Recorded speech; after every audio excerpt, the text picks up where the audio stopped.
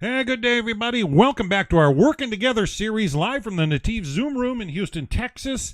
We're just waiting on Rabbi Ingber to arrive. Hashem willing, he said earlier today he'd be here for sure, so we're looking forward to that. But let's just jump right in. Rod, how you doing today? How's everything down in Texas? Brilliant. Hot as all get out, but brilliant. Really, really, really going well. We're recovering from the hurricane. Everything's been nice. Hot weather, we're going through the worst of the hot weather right now, but that's normal. And this looking We're forward starting to to the cool winter. off here in Canada. Yeah. We've had a great summer, and thank Hashem we haven't had many forest fires up in my area. We've had Well, forest thank God fires in British you've had Columbia, but not you've like had last year. enough. You've Yeah. had enough though. Yeah. Yeah, well, lightning strikes seem to cause the majority of them. I think last year we had a lot of human caused. I mean, we get these morons with the old vehicles and their mufflers are hanging and they're driving on the asphalt and the tailpipe sparking, and you just Oh yeah. people got Yeah. to be You more forget about how conscious. easy that is for it to happen like that. But yeah, things are going well here. Can't complain. Um, we had a good group this morning in Rabbi Wolbe's class. We had like Beautiful, 25, 26 people in class. And nice. of course, We've been off for Mike the and last few Barbara. weeks with Rabbi Goldberg from the Noahide World Center. I Is he think traveling? no, he just did between the series, and Okay. so he said he was taking a 3 week break, and I'm not sure if we'll be back next week. I'll be chatting with him soon. Well, Always working on something. sometimes during the schedule of high holy days, life cycle of Judaism, it's just sometimes hard to get certain classes in. Like I'm right now, probably getting ready to. Well, this will be a week behind or 2 weeks in my Hebrew class that we do a podcast. The Hebrew class that we do. So Right. it's going to Yeah. take some So time for us to get caught back up. Rosh Hashanah this year is the first weekend of October. Yeah, Yeah. So it's it's coming all coming fast. Yeah, quick. it's about It 5 or 6 is. weeks away. Yeah. Yeah, coming quick. Yeah. Well. Hope But other everything's than okay that, in Israel with Rabbi Ingber. I see he hasn't well, I arrived hope yet. so. If he doesn't show, I mean, maybe send him. You want me to send him a message or something or no? Well, I thought we sent him one earlier today. You said asked if we were on today, and he said he was, God willing. Okay.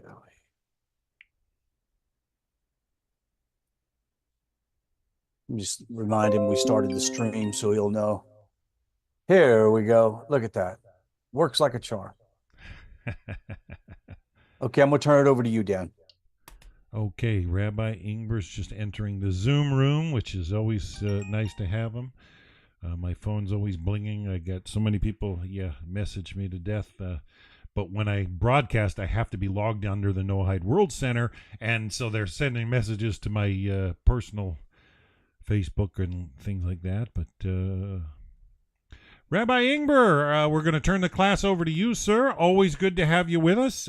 We hope everything's well with you and all Israel. And always a joy to be with you. And thank you for all you do. Thank you so much, everybody. Okay. Again, I'm having a little bit of a difficulty with my uh, Zoom here. So I'm going to just tilt it like this because if I hold it, then I can't make hand motions. They say Jews speak with their hands. I don't know if you've ever heard that, but Well, if you tie your hands up, you've tied your speech up. So tell you what, I said, if we tie your hands up, we tie your speech up. We don't want to that's do right. that. That's right. So I have to make my hands available. So let's do this. Is it okay? I'm on a little bit of angle. That's all right.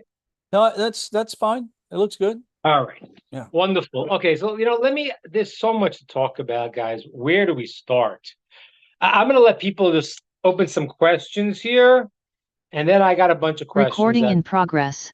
people have sent me. I've been thinking of sharing with you. So let me just open it up first. Anyone have any questions about anything I can share with you? Why the world is on fire? Why it's going crazy? Is it getting better? Is it getting worse? The mystical answer is that there's two parts, the internal and the external. On the external, the world is going absolutely nuts, but it is closer and closer to redemption and to wholeness than it ever is. It's a cumulative process. And what happens as you get closer, so all the negative parts that are resisting scream louder.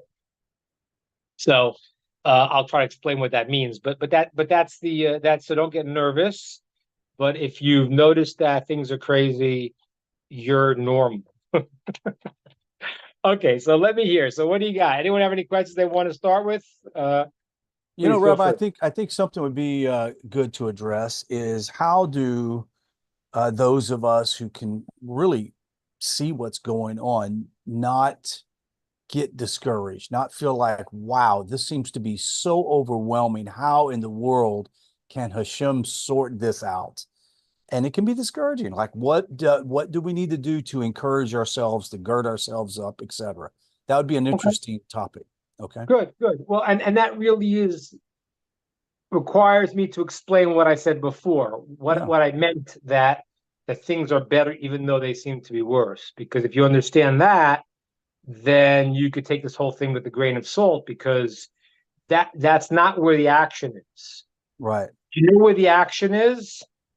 The action's here. Right. The action's in your heart. The action is what you do.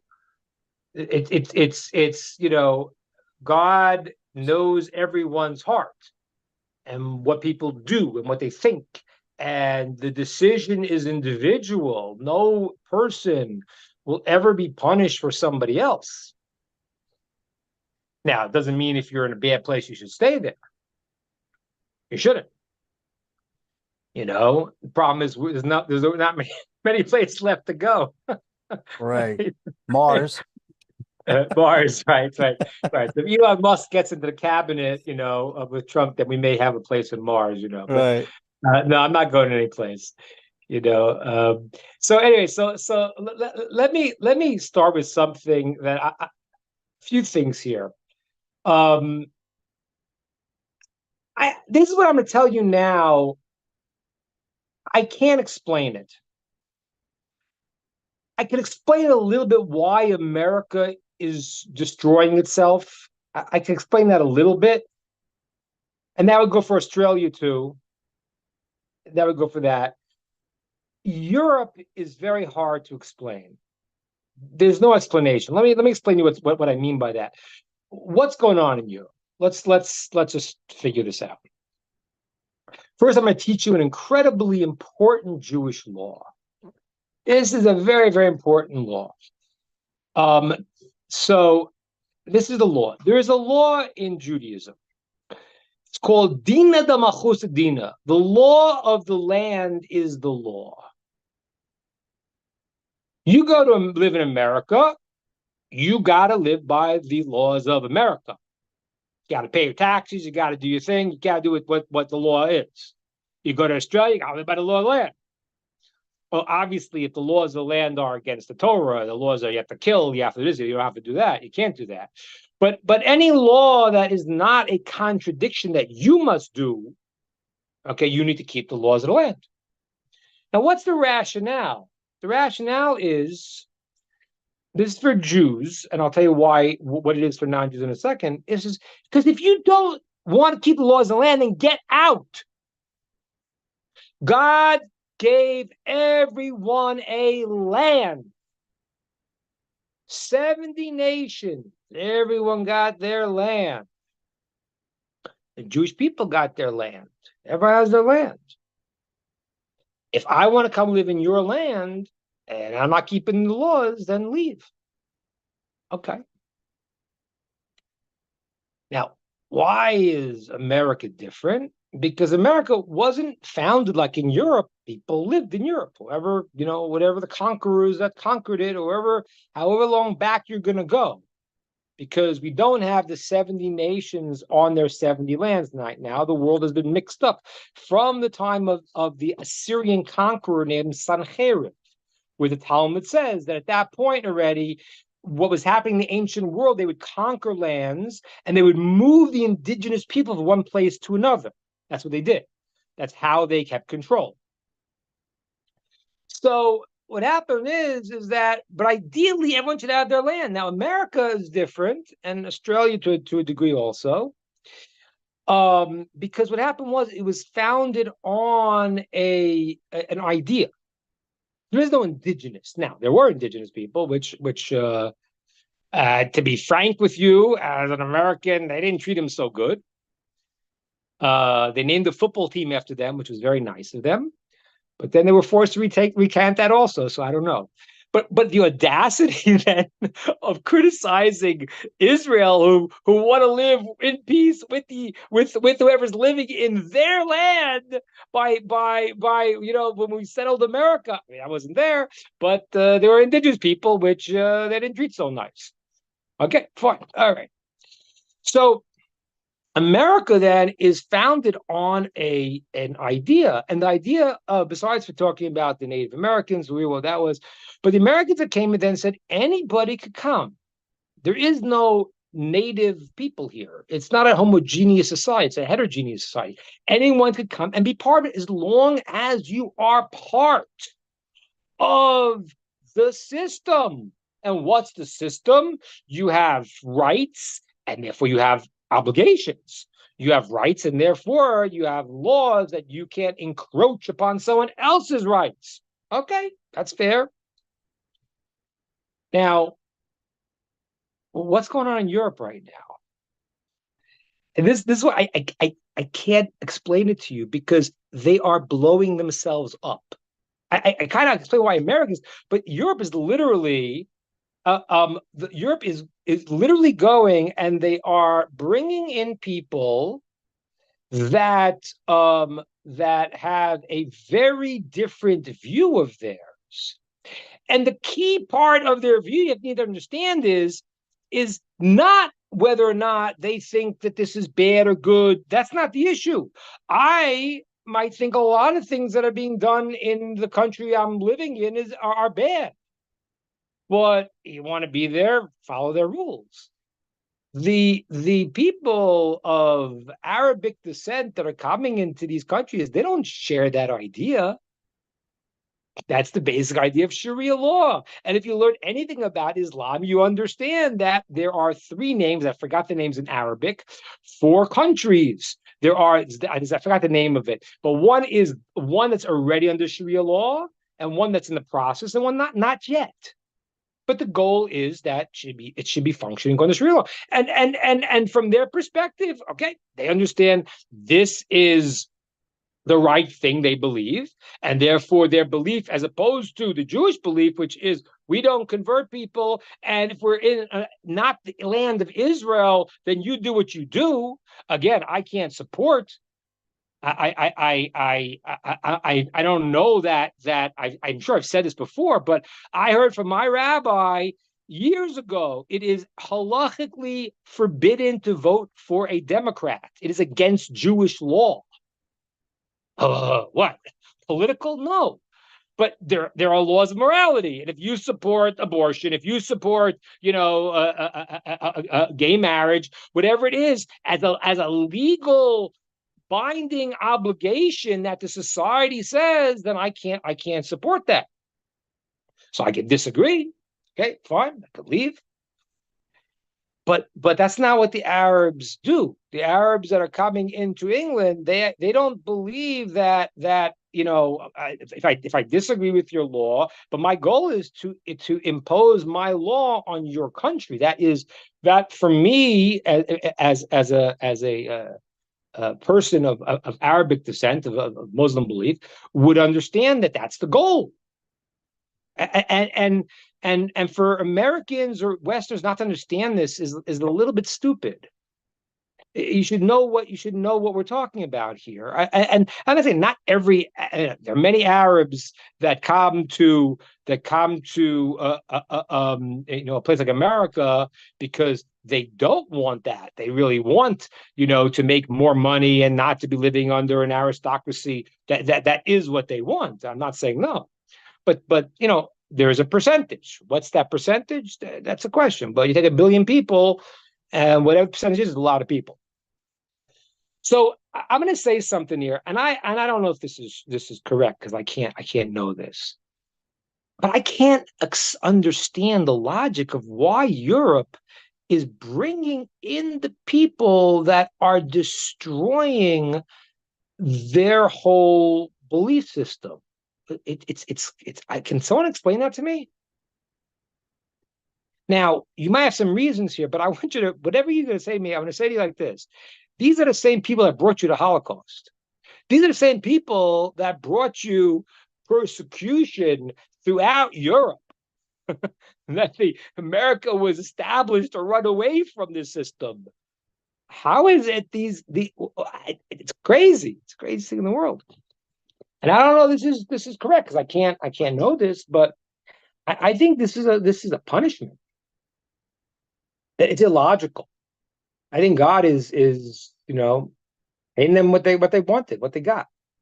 They wanted to create this intolerance and things they did and destruction that they brought and killed 6 million Jews and millions of people, and that's just the last 70 years. I mean, so Europe has got a very checkered past, and now they're going and they're bringing in people that are undermining their society. Why are they doing it? I'm going to open it up for questions because I don't want to come on to say, but could someone give me a rationale why the leadership in Europe is doing this? Anyone know? No, you're also baffled. No, no one's got an idea. We have a lot of smart people here. No one's got an idea why it is. Okay, so good. I feel better because it's illogical. Now, America is a little different. And this is what you really need to understand now. And this will be true for Australia, I think, too. But America's a little different because America was based on a concept, and that's spread throughout the world. Democracy is not a panacea just because you're democratic. Hamas was democratic elected the first time. Who knows what it is now? Because now they don't let them vote. But the idea that there would be a agreement in our country that we will protect people's rights and they are allowed to think differently, they are allowed to believe differently. It is in the Constitution, is the Bill of Rights. It is your freedom to act in the way that you think is meaningful for your life, as long as you do not impose on someone else, which we call breaking the law. So what's going on in America? Why are they doing it in America? And this is something very, very interesting. Very interesting. Anyone else want to give me a reason? What do you think? Why is America doing it? Can I just say something Yeah, on that? please. Because Yeah. I have spent hours trying to figure this out myself. But it seems that in a society, there's an element of society that have rejected the idea of God and and levels of what I call biblical morality. And in the vacuum of that, they have to develop their own sense of mores. So they come up with these things that make them feel good.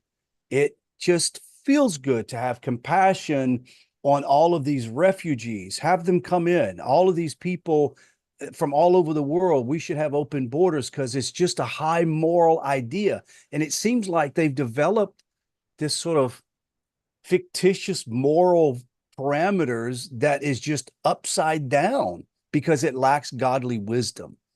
It's not fair to the people that they bring here. I mean, just everything in our country right now is based on feelings and emotions, not on facts and logic. And it's the only thing that I can think of is it's the lack of having godly wisdom. It's the only thing that I can think of.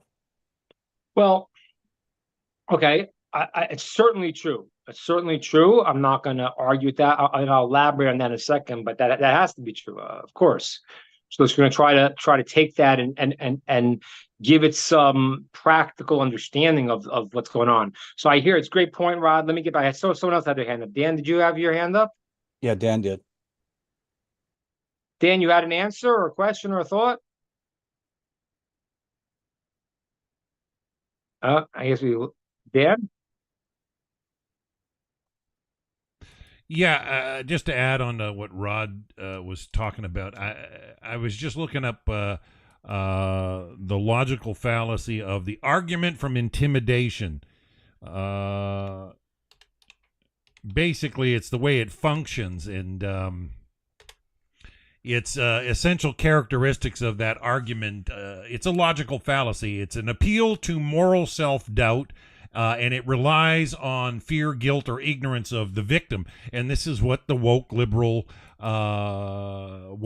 people do. And they try to bring up a moral point, but it's to question your moralities. That's the only way you give in to whatever they want to propose. And often it's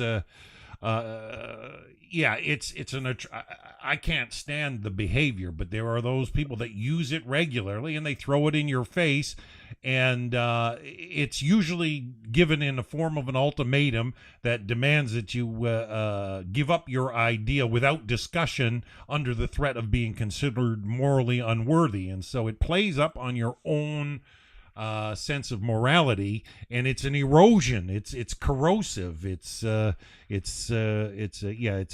just a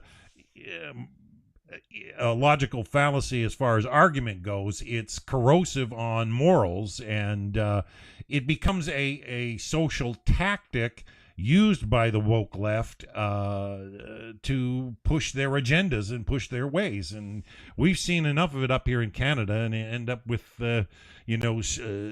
poor street people demanding they own everything. It's atrocious. Right. So let's combine with the two of you said, and I think you're saying correct. I just want to add one piece to it, and this is why I say it's a little different in Europe. What's going on, because Europe, it seems that it should be obvious that with what's going on in places like France, where I don't know, by 2030 it's supposed to be majority Muslims, majority Arabs, who largely are those that would like Sharia law there also. In American Canada, it's a little bit different. So in Europe, it's inexplicable because they're shooting themselves, and everyone they're going to see they're going to lose their country. What's happening in Canada and America is and I think Australia too, to a certain degree, it's correct. There is the root of this, as I said to you many times, the root of wokeism is the same root of communism. Really? What's the root of communism? Well, communism was very, very much built on atheism. Because the idea was that God is not involved in this world. We have to make what we think is our utopia. Although everything's unfair. And therefore, up is down, down is up. Rich is poor, poor is rich. It's like today. Ugly is beautiful. This is that. Everything is the back, is upside down. Why? Because today, it's also the woke movement is a very godless movement, like Rod said. It's the idea that we are going to be God. And who are we? We are Hollywood. We are entertainment. We are, you want to be this? You could feel you're this, and then you're this. Make a wish. Close your eyes, say, I think I'm a girl. And poof, you're a girl. It's unbelievable. It's great. It is a rebellion against that God has created certain parameters. Now, what happens is that the people, therefore, then they take that as their religious belief. It's a religion. It's a religion. And if you don't have that religion, you are destroying, you're bursting our bubble.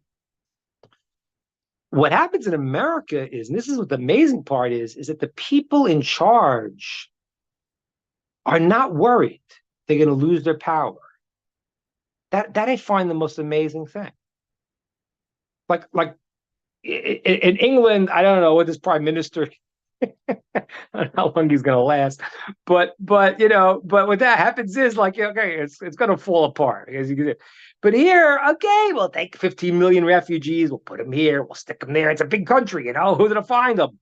We'll dump them in some Republican place and let them deal with it.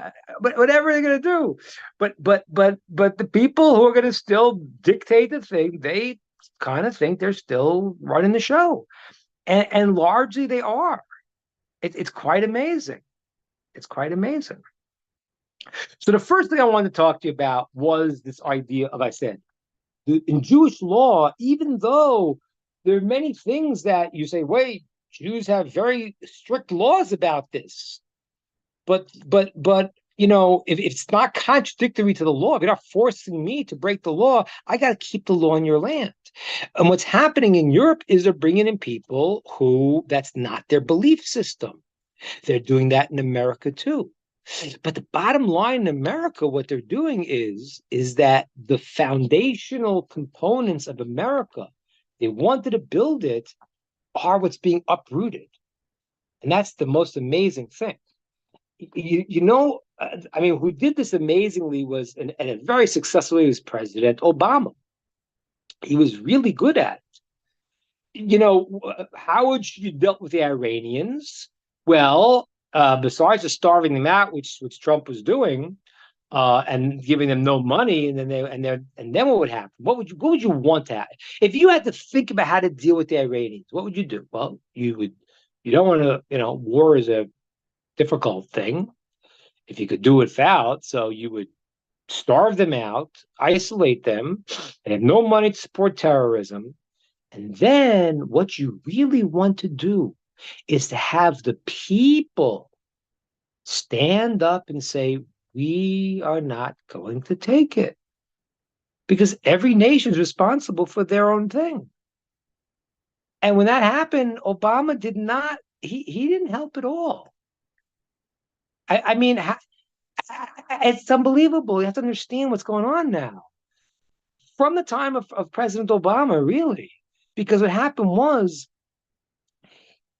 America, I'm not revealing anything we don't know here, but they do coups all the time. All right, they got rid of the Russian, favorable Russian government in Ukraine. They overthrew that. Everyone knows that.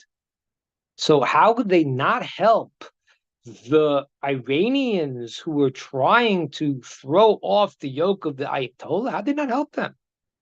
Come on, you couldn't help them? I don't think President Obama wanted to help them. Now, why not? Why not? Now I'm going to get a little bit more risque, if you don't mind. So I saw this. Alan Dershowitz asked a question, and not that I'm an Alan Dershowitz fan. I'm not. Because he's a smart Jew again who is not doing what he has to do, but he's a smart guy, and he has a certain level of honesty. He's one of the few people that were on the liberal side who have said this is all a farce, which is pretty impressive, and they came after him. So you gotta applaud a person when he does what's right. But he asked the question. I just saw it today. He said, "Why do the African Americans and the Jews? Why is there this split? The Jews are the ones who, like in the civil rights movement, were like completely together. They were completely involved with that, and that's why the Jews traditionally voted Democrat, because the underdog, the outsider. Well, why is it so bad now?" And he had an interesting idea. And I mean, this doesn't only go for African Americans, but it goes to a certain woke culture of the idea. He says, this is what his theory was, the idea of DEI is completely contrary to a meritocracy. And he says, I couldn't believe he said this, but he said it, it's true. So people get on, whatever, Tim Walz gets on, my white privilege. I don't know. Maybe I don't know, maybe it's your thing. I know I didn't have white privilege. I mean, you know, I know that. I know that, when I was a little kid, I got beaten up because I was wearing a kippah, I know that, you know. I remember when I was 14, I was walking down the street. This is a great story. Just share a story with you. Walking down the street, I was 14 years old. I don't know. I think I was wearing a kippah. I think I was. My friend certainly next to me was wearing a kippah. My friend Aaron, and we're walking down the street, and all of a sudden, like he keeps like doing these weird things. I'm like, "What are you doing?" He goes, "Guy behind me keeps knocking off my kippah, knocking his yarmulke off." So I turn around. This is a big guy. We were 14. There's a 20, 22-year-old guy, and he's knocking them. I go, what are you doing? You're a big shot? You're gonna There's a 14-year-old kid. What are you doing? You're gonna So he says, "You're gonna do something about it?" So I'm 14 years old. You're 20 years. So his little brother comes and goes, "I'm 14 years old," and he pushes me. So I go, "Okay, I can handle a fight with a 14-year-old." So I go to punch him, and as I go to hit him, the big brother grabs me from behind and he starts choking me. And he throws his foot, like kicking me in the head, sticking me in the head. And my friend Aaron is like, he's a little kid, but he's like dumbfounded. All right. He doesn't kill me. I'm bleeding. He's kicking me on the head. And then the guy leaves. All right. Now, that's not the good part of the story. The good part of the story, the good part of the story is I haven't seen my friend Aaron like in 20 years. This happened when we were 14, and then I hadn't said. Then I saw him years later. He says, "I want to tell you something. I never forgave myself for not helping you there." I said, "What are you gonna do? I didn't expect you. What could you do?" It's not. I always felt terrible. He said, and then one day I was in the subway in New York, and this big guy comes over and says, "Give me your wallet right now." So I'm on the subway. This guy was twice my size, and I looked at him, and I just remembered the scene when we were 14 years old. And I hauled up and I punched the guy in the face, and he went down. The train doors opened, and ran out. So there is redemption. So I don't. Yeah. Good for you, Aaron. Yeah. So I don't know why Billy's talking about. I don't know. Okay. So but what happens is that the idea of America right now, which was a meritocracy, and we didn't have any advantages. When Jews came here in the 1900s, they couldn't work on Shabbos, and there was a famous statement in the 50s. They said to you, if you don't come to work on Saturday. They didn't offer work on Saturdays in the 40s and 50s, 30s. If you can't come to work on Saturday, then don't come in back on Monday. And so observant Jews couldn't function. They were fired from week to week. But all the persecution is now. All right, but they use their gifts. They use their mind, they use their dedication, they use their thing. And now the DEI system has nothing to do with meritocracy. Nothing to do with meritocracy. We have to have the equal thing. And that is the real key in what's happening in America. That the new woke movement, with all of its atheist underpinnings, is a complete reversal of what the ideal was of America. It's completely opposite. It's really an anti-American system. That's what Alan Dershowitz said, and I think there's a lot of truth to it. DEI is diversity, equity, and inclusion. DEI means that when you want to get on an airplane, it's more important that the pilot is of a underrepresented minority than he knows how to fly a plane. Think that one through. Okay? Good to see you, Jacob. Okay. So all right. So that's when we have to understand what's going on right now. Okay. Now the question that Rod asks is, how do you not get depressed about this? How do you get depressed about this? I'll tell you something. And I want to make this clear to every American out there, and you should hopefully you'll hear what I have to say. If you vote for Kamala Harris right now, you get what you deserve. Because if you're that stupid, you're gone. I mean, please use a little bit of the thing that's between your two ears. You understand all along what her belief system was. You just watched 4 years of it. You've seen 15 million people come in. You've seen inflation. 20% is not what it is. It's a lot more than 20% for anyone who buys anything. So the whole system is insane. It's insane. The Inflation Reduction Act that just gave money out like it was candy, like someone needs to go learn economics there. If you're not printing money, you're going to have inflation. I mean, what do you think? But what happened? The craziest part about it is that you go now and you have this woman who was with Biden, and they said she is the worst. Everyone hates her. She's Biden compared to her is the greatest thing in the world. Yeah, I saw that. Okay, yeah, Karen, you're right. So then what happens is the media says, wait a minute, forget everything you saw. That's not what's happening. She's Camelot. Yay! She is the most moderate.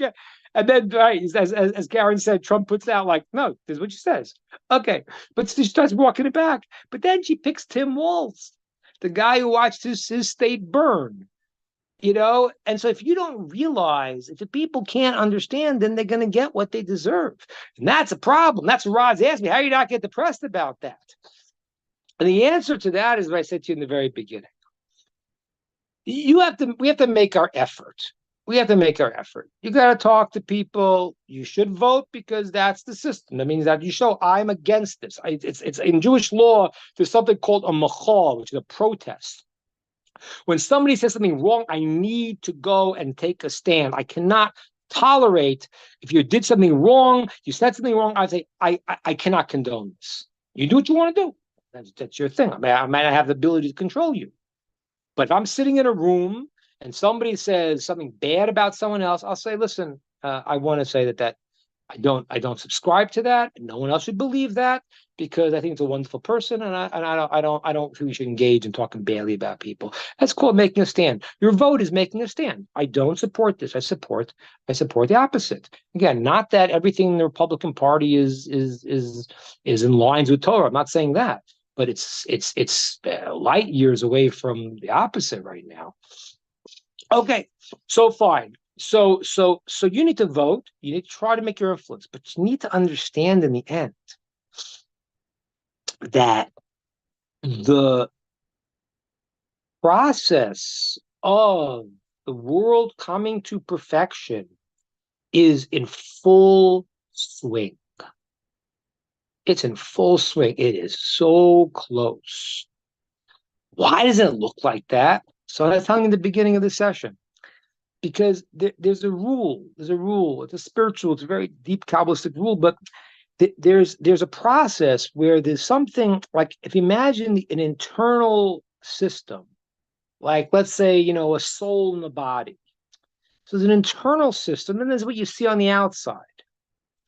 And sometimes what you see on the outside doesn't look as good because you're getting close to the time where it's being fixed, and therefore the last remnants of that negativity are as screaming really loud before they disappear. It's like the darkest hour is always before the dawn. That's what happens. That's the way the system is built. So how do you feel better? By understanding that God will judge you based on what you do, what you say, and what you do. And you have to make a stand. I do not participate in this. I do not support this. I can't do anything about it now. Okay, I'm going to try to, and I hope they do, because they really need to. They really need to. I think that, but again, it's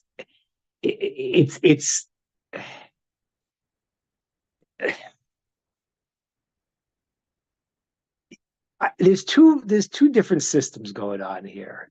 There's two different systems, and I don't mean to be confusing, but there's two different systems going on, and that's what confuses us. There's one process of what we do, what we need to do. Another process that you do what you're going to do, and God's going to bring it out to where it has to be. I give an example in my book. I can't do anything about it now. I'll share with you. Okay. It's a very important example. I said, imagine there is a governor of a town, of a city, whatever, state. And he divides the land into 3 parcels. And he gives the 3 people, he says, listen, your mission is to grow the economy in this state. Okay. First guy takes his parcel of land and he plants and he grows and his trees and his flowers and his vegetables and he makes it great. Wonderful. Second guy brings in sheep and cattle and they graze. He's got milk and he's got cheese and he's got meat. The third guy says, I'm not doing any of this stuff. He takes a pickaxe and he starts to destroy the land, trash it.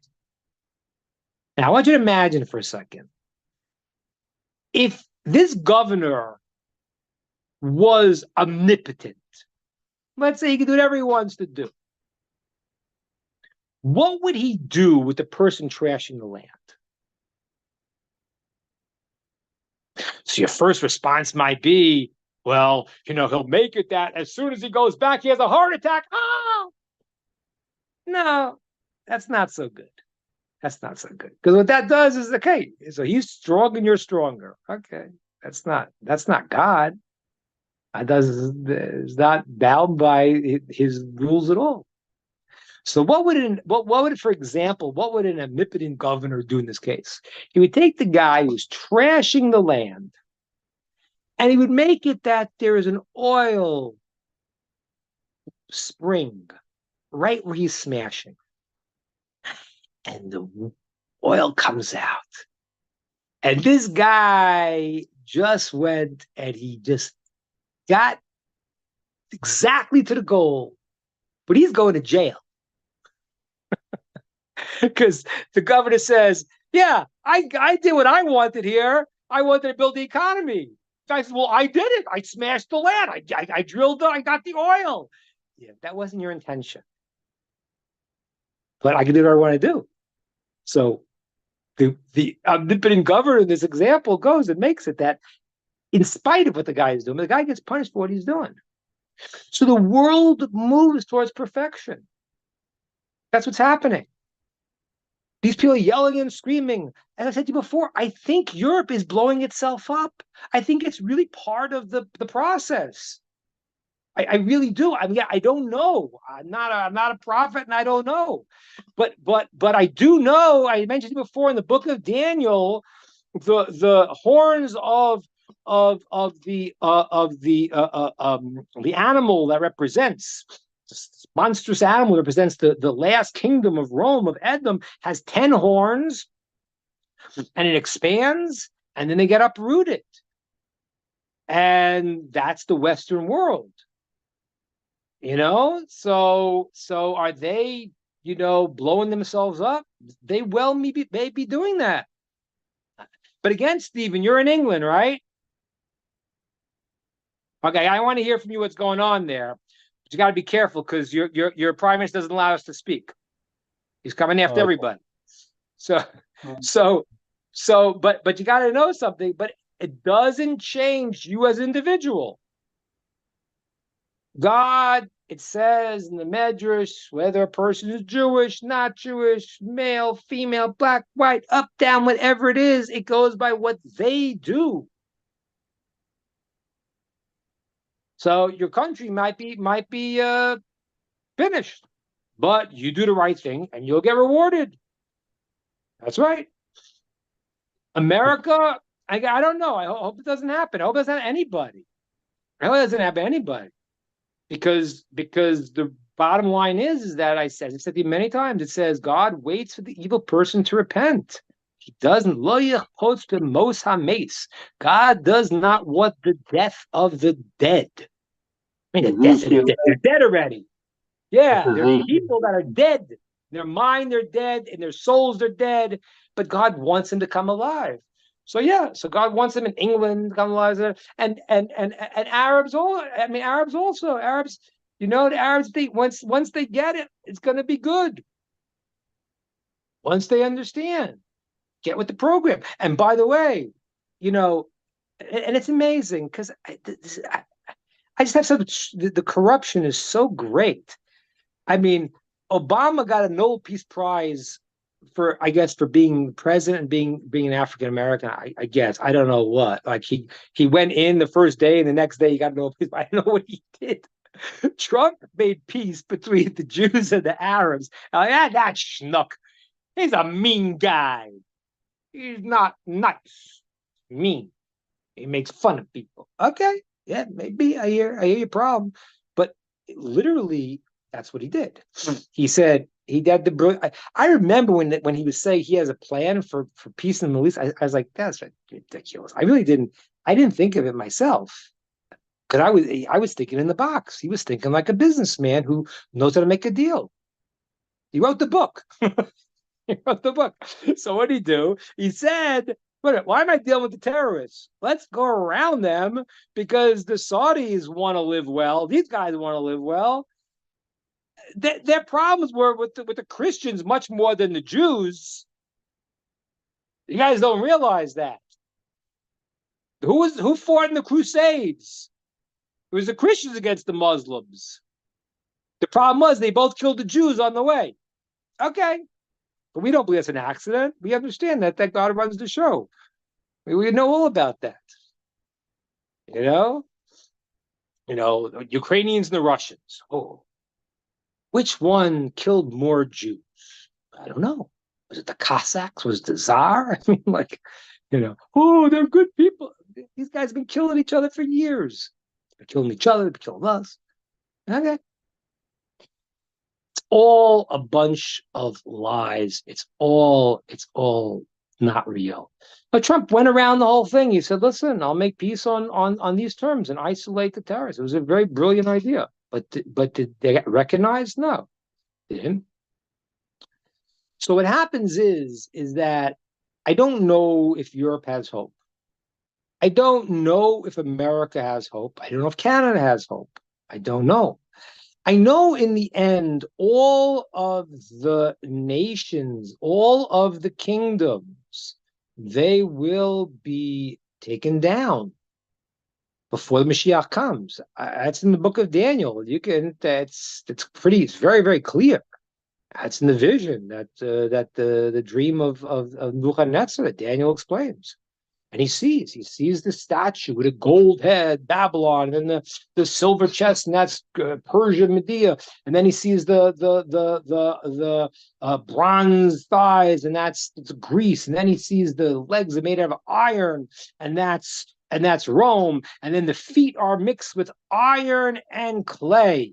And that represents Rome and the Islamic power, the Islamic caliphate. And the feet can't get together because they have different opinions. That's hate the Jews but you hate each other more. So what? Okay. And then in the dream, then the little rock goes and smashes the whole thing, and it falls down, and the rock turns to a giant mountain. So now, but how does that have to happen? Does it have to happen in a negative way? We don't know. Is there hope for Europe? Yeah, there's hope for everybody. Will Europe get saved? I don't know, because it's illogical to me why they're blowing themselves up. That I can't understand. America I can understand because these guys still think that they're controlling the numbers. They don't see it yet. They kind of see that what's happening is that, okay, we'll bring in 20 million. They'll vote for us. We'll look, and they don't say, but in the streets of England, France, you see it. The numbers are that you will be in a minority to Arabs who, again, I got nothing against Arabs per se, but if the Arab believes in Sharia law and he's in your land, he does not hold that he must hold by the laws of your land. You're not very smart for bringing him in. I mean, yeah, it's the same thing like in Israel. I'm like, we don't have a problem with. Someone asked me this last week. Can a ger toshav, can a non-Jew who accepts the Noachide laws in times of Mashiach, and really this was for years, this was like this, live in the land? And the answer is yes. As he live in the land, he has to accept this is the land of the Jews, and he has to keep the 7 Noachide laws. He has to be righteous, and he has to accept the sovereignty of the Jewish nation here. And so, but if you live in the land of Israel and your goal is to destroy it, that's an impossible situation. That's why this whole nonsense of how to deal with the Arab nonsense, it's impossible. Well, what can you do? We want to destroy you. Let's have peace. Give us more land. Why? Give us more land. But you still want to destroy me. Yeah, but if you give me more land, I'll have a place to shoot my bombs from. Do you hear what's going on here? It's literally what's happening. It's land for peace. But wait a minute. Your charter says, and you've trained all of your kids that your goal is to kill every single Jew. So what is giving you Gaza going to do? We gave you Gaza 20 years ago. It's a farce. But here, guys, and I'm sorry, I'll get this question in a second. But again, this is where I have to tell you, the Israeli government does not necessarily function by, according to the morals of the world. I guess they're more moral. They make sure not to, to twist themselves into a pretzel, not to hurt anyone, even though they're being used as human shields. And even those people themselves support the terrorists. Is that what they should do? I don't know. You guys didn't go ask the rabbis. You're doing what you think you're doing. But this is the reality. So what happens is that we have to understand that Europe may go down. It's possible, but even if it does, Stephen, you do the right thing, and you're dealt with as you, not as what happens there. America, will that go down? I don't know. I do happen to think that, yeah, I think Trump's probably correct. If Kamala gets in now, I don't think it's recognizable. I think you probably passed the point. Again, Argentina, it's an Argentina story, so maybe someone will come out and say, but who knows? I don't know. Again, I feel bad because I'm American. I was born in America. I have a lot of good feelings towards it. I wanted to, and also I want every person. I want every single person, Jewish, not Jewish, Arab, Christian. I want every single person to focus, get themselves together, serve one God, do the mitzvot, live in harmony, and serve God, and be part of this great reality God created for us. I don't want anyone to. But if the people are going to dig their heels in and be against it, that's going to be the problem. So how do you take comfort? Rod asked me. It's very simple. Very simple. You just know that all of this noise, all of this chatter, all of this screaming is the evil burning out. When you throw a ball and you bounce the ball, at the end when it's like going at the last minute, bounces all those millions of little bounces because it's just wearing out, just fizzing out. So the evil is fizzing out. They're yelling and screaming more, and you want to pray for the people of the world to see the lie. If they can't see it, eventually we will. Eventually everyone will see it. Eventually, everyone will see it. How, what, where? I don't know. I don't know. I don't know if it'll come through an easier way or harder way. That's God is directing how He's going to bring it about, and the actions that we have to do are the catalyst that is from our perspective. So I wouldn't get depressed about it. I remember one time I was living in the States and I called my brother years ago, and there was stuff going on in Israel. They had just like gotten kicked out. The prime minister was a real whatever, real character, and they kicked him out and they jailed him, whatever. I don't know. Everything was going crazy. I remember I was in America listening to the news. It's terrible. It's terrible. Our brother says, I said, Farrah, what's going on there? He goes, oh, it's great. It's great. Everything's falling apart. It's great. You just see God's running the show. It's not this guy. It's not that guy. It's not this. It's not that. It's none of that.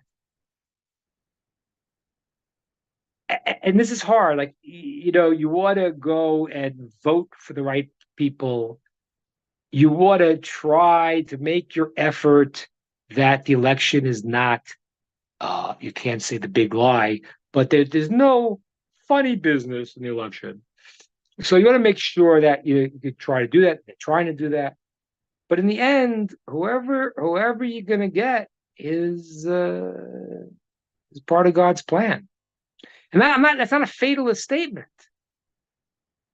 But there's a system in the world. And if most people tilt this way, it can go this way, that way. But either way, it's going to get you. You're going to smash that. They're going to try to smash that earth, and they're going to hit oil. They're going to say, "Yeah, thanks for the oil."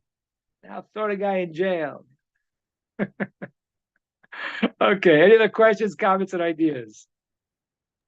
Well, I was just going to make one observation. It's the rock that's hewn out of the earth that rolls down and hits this giant image of the statue with the iron and clay feet. That's what we're experiencing now. It seems to be a destruction of all of our illusions that we thought we were living in. We thought we were living in, for example, the United States or England or whatever, and we had this idealistic society, and we had to finally come to realization that underneath that was a cauldron of negativity that has to be exposed. It has to be broken down. And the best way for us to encourage ourselves, and I like what you had to say, is just to go, yes, it's falling apart, and the illusion has to fall, even our own illusions.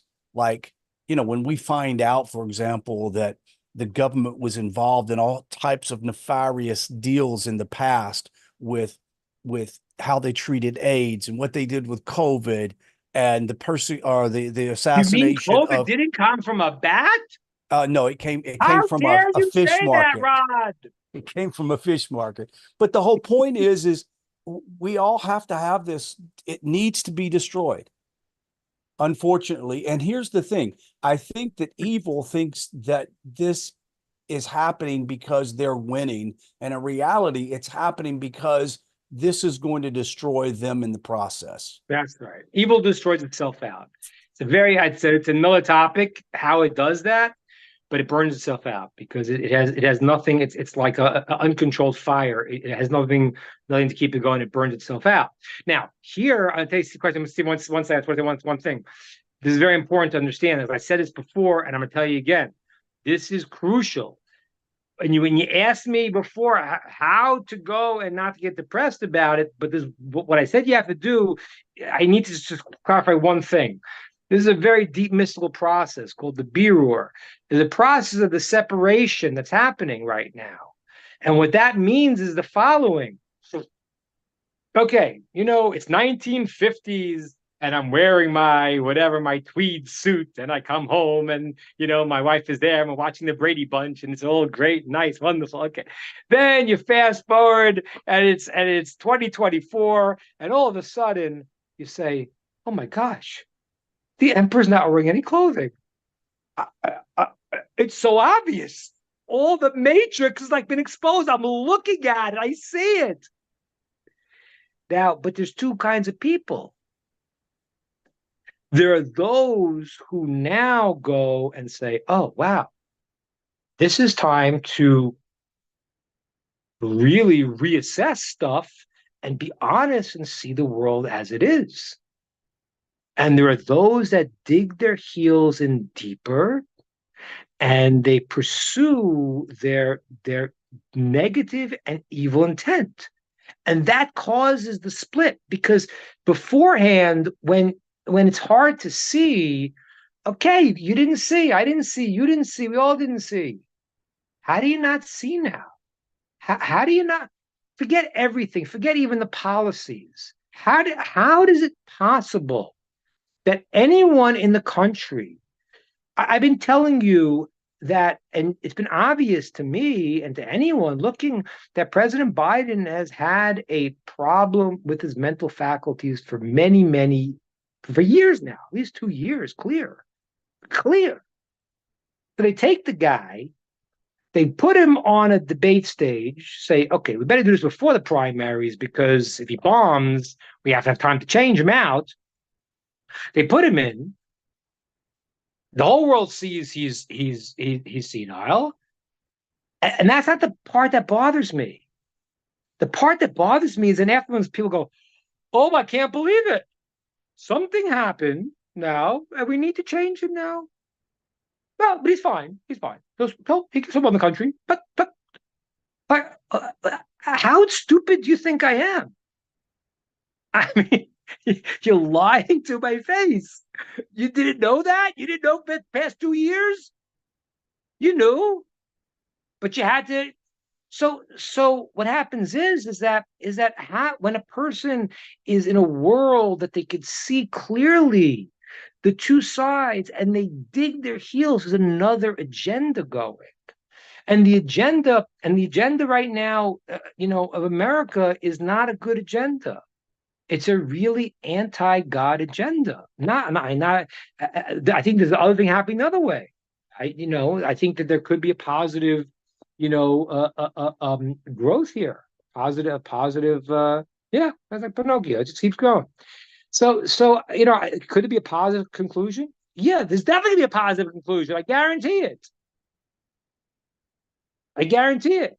But are you going to be celebrating in England, or are you going to be celebrating in Australia? You're going to come to Jerusalem. I don't know.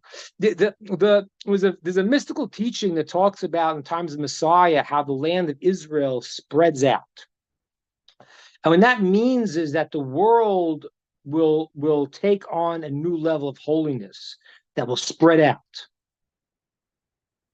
And it's like what the land of Israel will be like Jerusalem. What Jerusalem is, so the whole world in the end does get it.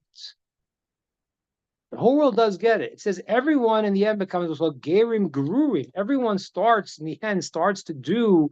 They don't convert, but everyone starts to do Jewish related, not Jewish. I think Torah.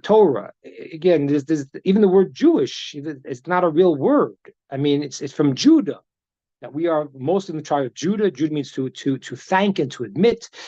But it's not a religion. There's only reality. The reality is that God created the world and gave all of mankind a way to act.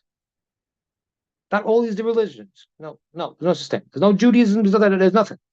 There is the Torah, and the Torah has the Torah for the nations of the world to be righteous, and it has a Torah for the Jewish people to be holy. And everyone does their mission, and the world flourishes, and the Mashiach comes. Then what happens is that the people all want to be part of this, and that's the prayer we say. Yatu kulam shchem echad avdecha. The whole world will put on their shoulders to serve God. They'll all get together, be beautiful. But the part that I gotta scare you with, or not scare you, or comfort you with, is that there are those that are going to fight it, and they will not make it. And that's the process that's happening now.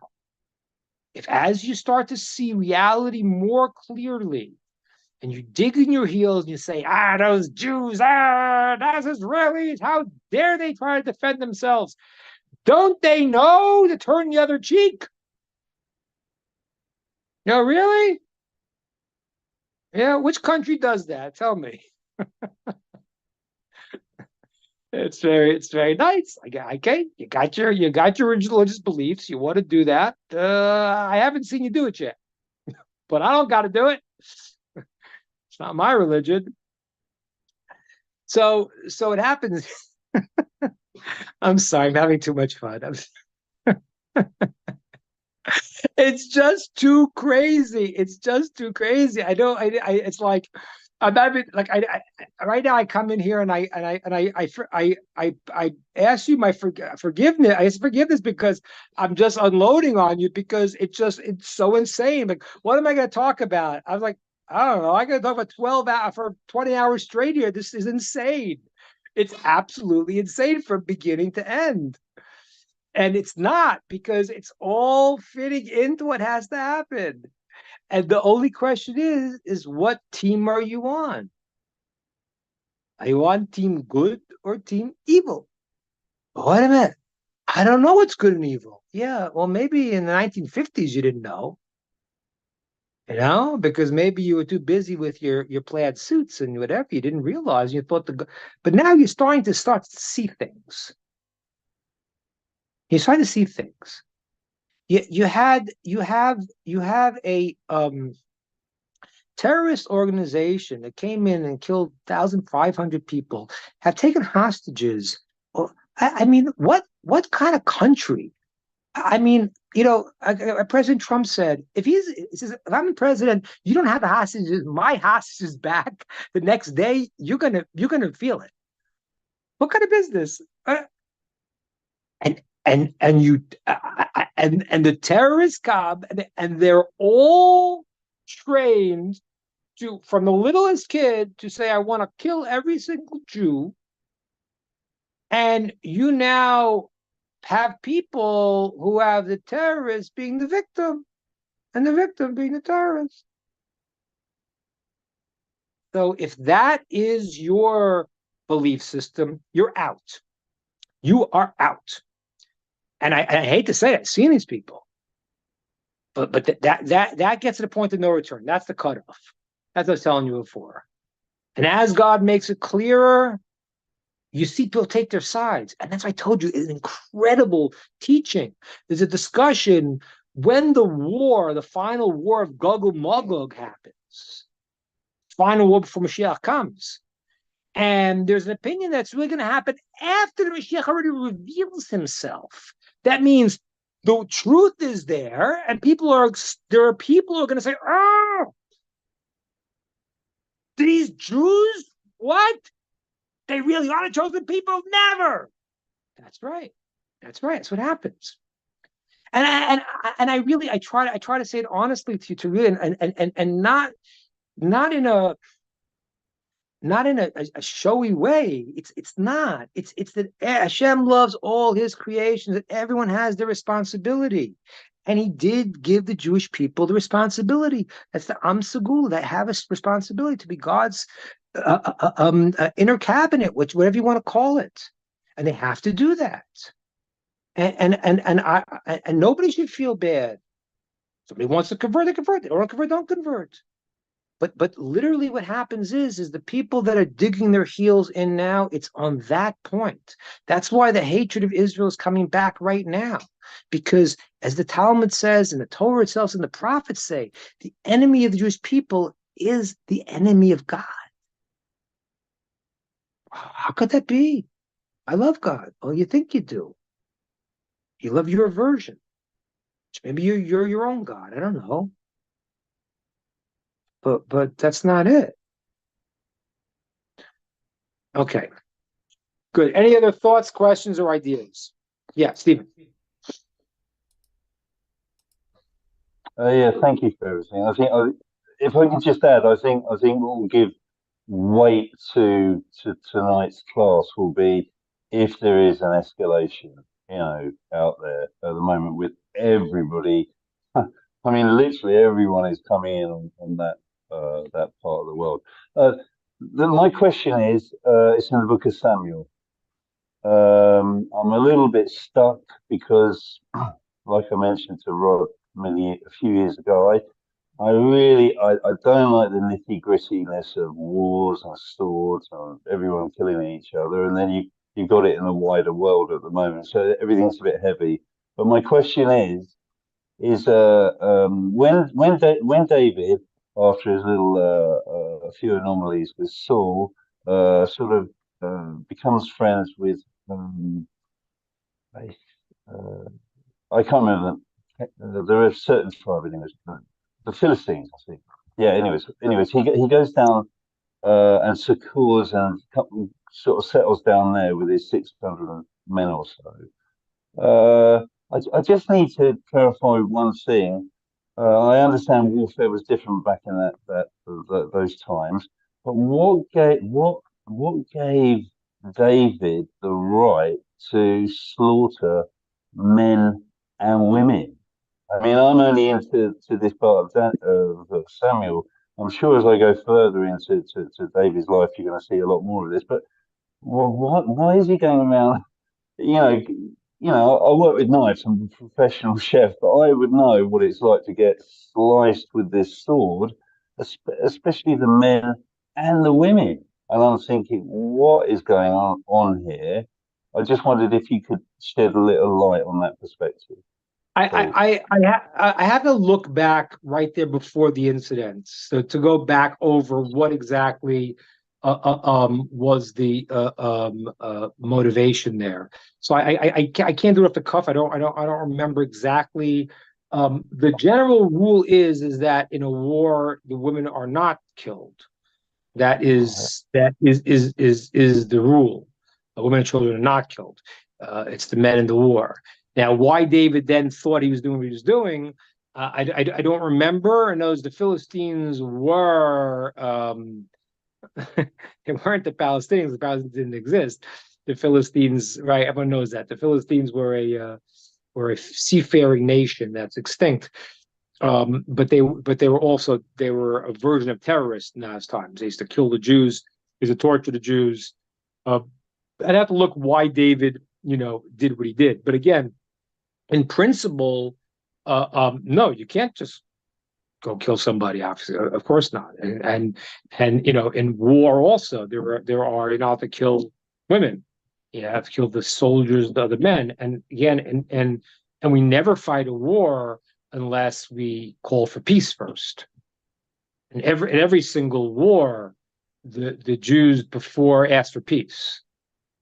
That's a law. So I have to look exactly. I don't remember exactly what David's rationale there.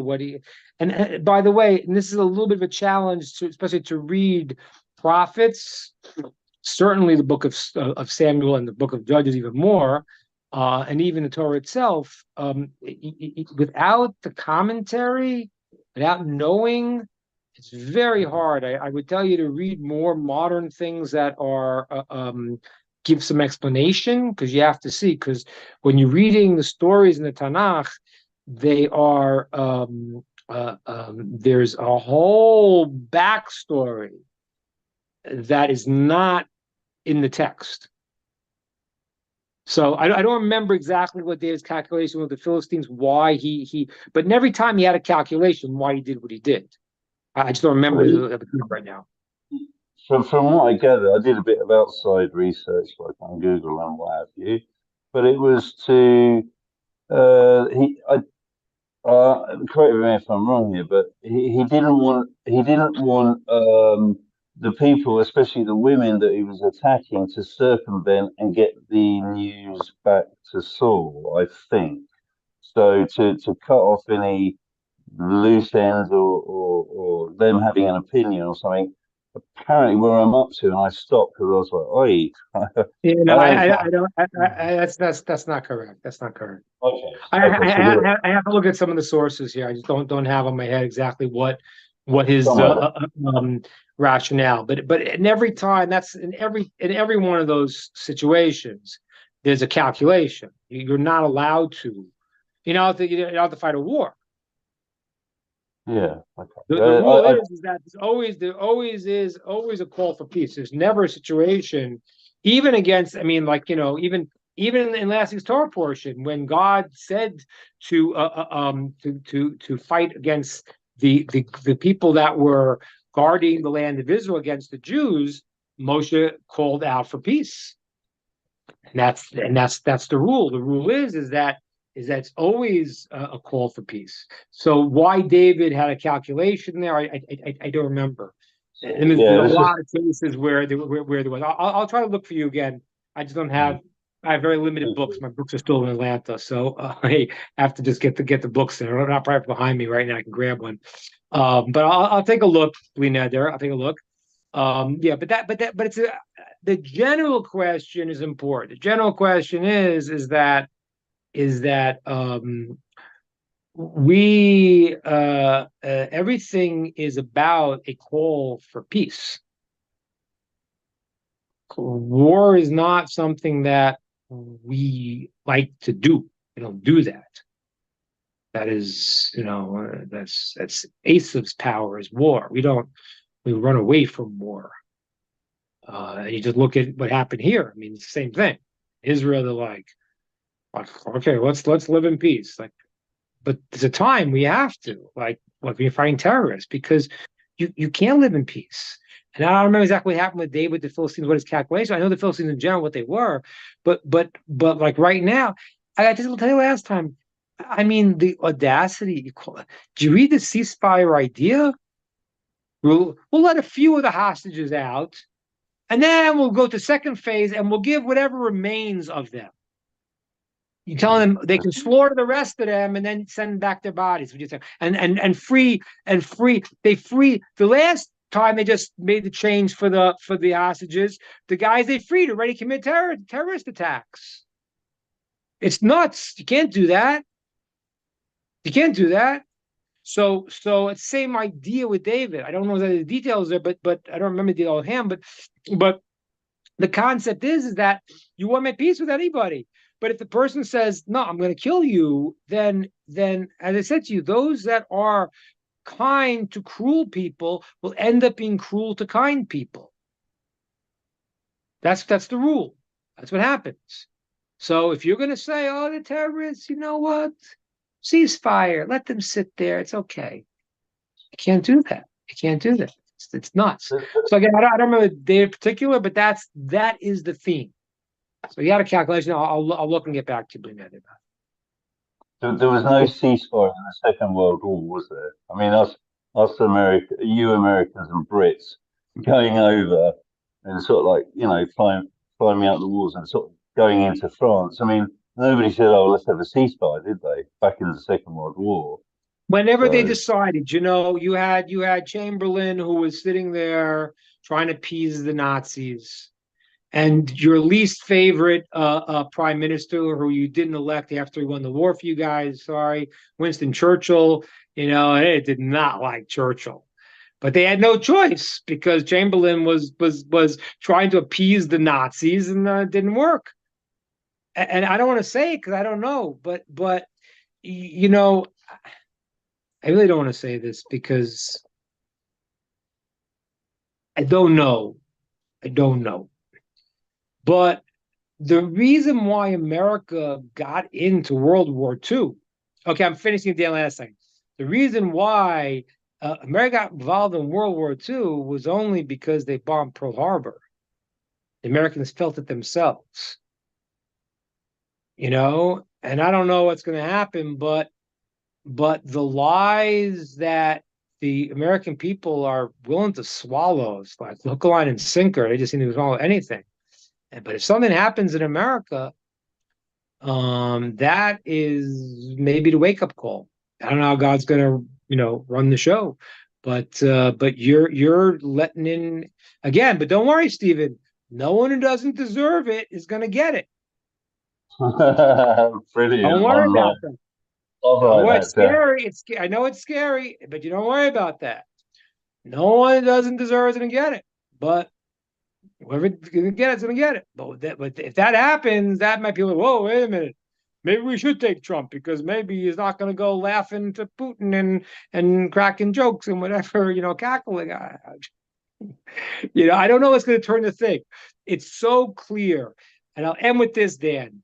It says the verse. It says, Lev Malachim B'yad Hashem. The hearts of the kings, the leaders, is in God's hand. Their free will is actually dealt with in a different way than most people, because the global events happen through the different nations. So what's going to happen? Is America going to be stupid and stick their head in the sand again? Is something going to happen that's going to wake them up? I don't know. But sit back and enjoy the ride. The good news is that it's all going towards completion. It doesn't look like that, but it is. All right, guys. Have a good one. All the best. Thank you so much, Rabbi. I really think you hit the nail on the head with this anti-meritocracy statement for sure. I mean, that kind of clarifies it for me anyway. Thank you very much. Okay, wonderful. All right, so on that note, I think we're going to sign out for today, folks. Thank you so much, Rabbi. Hashem willing, are you aiming for next week? We're aiming for it, yes, God willing. God willing. All right. So till next week, folks, have a wonderful, wonderful day, everybody.